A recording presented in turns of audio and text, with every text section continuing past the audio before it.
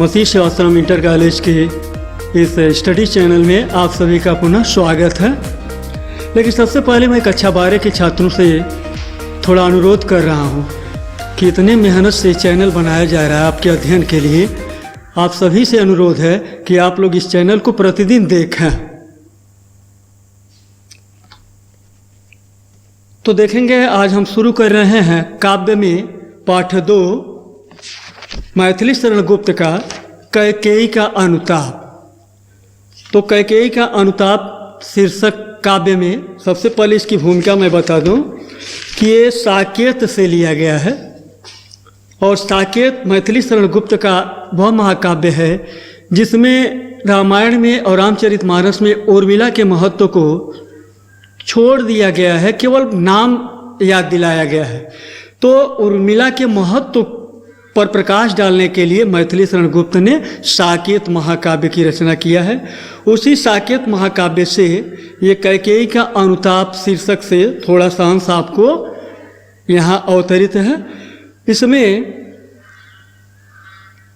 राम के वनवास चले जाने के बाद और भरत जब ननिहाल से आते हैं वापस और यह सुनते हैं कि मेरी माता कैकेयी के द्वारा राम को वनवास दे दिया गया है, तो वह राम को बुलाने के लिए, राम को वनवास से वापस लाने के लिए, अयोध्या वापस लाने के लिए वह अभियान चालू करते हैं, जाने के लिए तैयारी करते हैं। और उसी समय उस जंगल में ही एक वृक्ष के नीचे एक सभा बैठती है और उस सभा में कैकेयी राम से उस मांगे गए वरदान के उपलक्ष्य में अपना पश्चाताप जाहिर करती है। इसी का इस पहले स्टेंजा में वर्णन किया गया है। तो देखेंगे, तदंतर बैठी सभा उठच के आगे, नीले वितान के तले दीप बहु जागे, टकटकी लगाए नयन सुरों के थे वे, परिणामों सुकुन भयातुरों के थे वे, उत्फुल्ल करौदी कुंज वायु रह रह कर करती थी सबको पुलक पूर्ण महमा कर, वह चंद्रलोक था कहाँ चांदनी वैसी, प्रभु बोले गिरा गंभीर नीरनिधि जैसी। मैथिली शरण गुप्त कहते हैं कि तदंतर मने उसके बाद बैठी सभा उटच के आगे, श्री राम की जो उटच मने कुटिया थी, उस कुटिया के सामने सभा बैठी। नीले बितान के तले, सभा किस तरह से थी?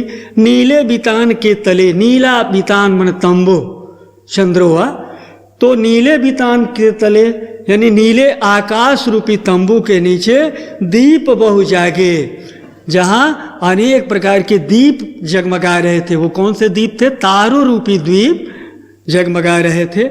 टकटकी लगाए नयन सुरों के थे वे, और सारे देवगण, सारे देवतागण टकटकी लगाए अपने नेत्रों को विस्फारित किए हुए देख रहे थे कि आज कौन सा परिणाम आने वाला है। परिणामों सुख उन भयातुरों के थे वे, और वे कौन सा परिणाम आने वाला है, कहीं राम वनवास से वापस अयोध्या न चले जाएं। इसे परिणाम को जानने के लिए वे भयातुर होकर के देवतागण अपने आँखों को टकटकी लगा करके वहाँ उस सभा में देख रहे थे। उत्फुल्ल करौदी कुंज वायु रह रह कर, और वहाँ चारों तरफ उत्फुल्ल करौदी यानी खिले हुए प्रस्फुटित करौंदी कुंज, करौंदी के कुंज जो खिले हुए थे और उनसे, उन फूलों से सुगंधित वायु रह रह करके चारों तरफ बह रही थी, करती थी सबको पुलक पूर्ण मह कर, और वो महकती हुई सारे जनमानस को, जितने लोग वहाँ उपस्थित थे सबको वो पुलकित कर रही थी, प्रसन्नचित कर रही थी।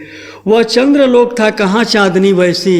मैथिली शरण गुप्त जी कहते हैं कि वह चंद्रलोक था और उस प्रकार की चांदनी दुनिया में शायद कहीं भी नहीं मिलेगी। और ऐसे समय में प्रभु बोले गिरा गंभीर नीरनिधि जैसी, नीरनिधि अर्थात समुद्र, समुद्र का वातावरण, समुद्र का स्वभाव बहुत शांत होता है। तो समुद्र की तरह से शांत स्वभाव वाले श्री राम गिरा गंभीर, गंभीर वाणी में उसके बाद ये कहना प्रारंभ किए। ध्यान देंगे, काव्य के सौंदर्य में ये मात्रिक छंद है और हरिगीतिका छंद है। हर गीत का छंद में 28 मात्रा होता है, 16 और 12 पर यति होती है। और रूपक, उपमा, वक्रोक्ति, व्यतिरेक अलंकार है और प्रसाद गुण है। भाषा खड़ी बोली, शुद्ध साहित्य। तो होमवर्क आपका है, इसी का व्याख्या आप लिख लेंगे। धन्यवाद।